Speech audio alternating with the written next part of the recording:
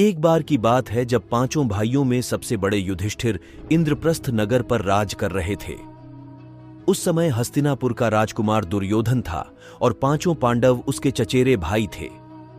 दुर्योधन कौरवों में सबसे बद्धा था और अपने चचेरे भाइयों यानी पांडवों से जलता था।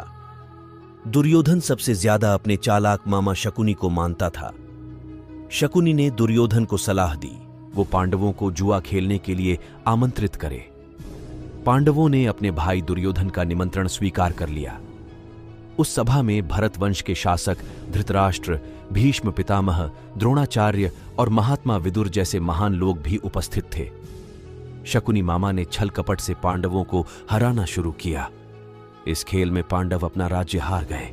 धर्मराज युधिष्ठिर ने स्वयं और अपने चारों भाइयों को भी दांव पर लगाया और हार गए। अंत में जब दांव पर लगाने के लिए उनके पास कुछ नहीं बचा तो उन्होंने अपनी पत्नी द्रौपदी को दांव पर लगा दिया। दुर्योधन तो जैसे इसी पल का इंतजार कर रहा था। शकुनी मामा की मदद से उसने जुए में द्रौपदी को भी जीत लिया। दुर्योधन ने दुशासन को आज्ञा दी कि वो द्रौपदी को भरी सभा में निर्वस्त्र कर दे। दुशासन ने जैसे ही द्रौपदी के वस्त्र को हाथ लगाया, द्रौपदी ने श्री कृष्ण को मदद के लिए पुकारा। श्री कृष्ण अपने भक्तों को कभी नाराज नहीं करते।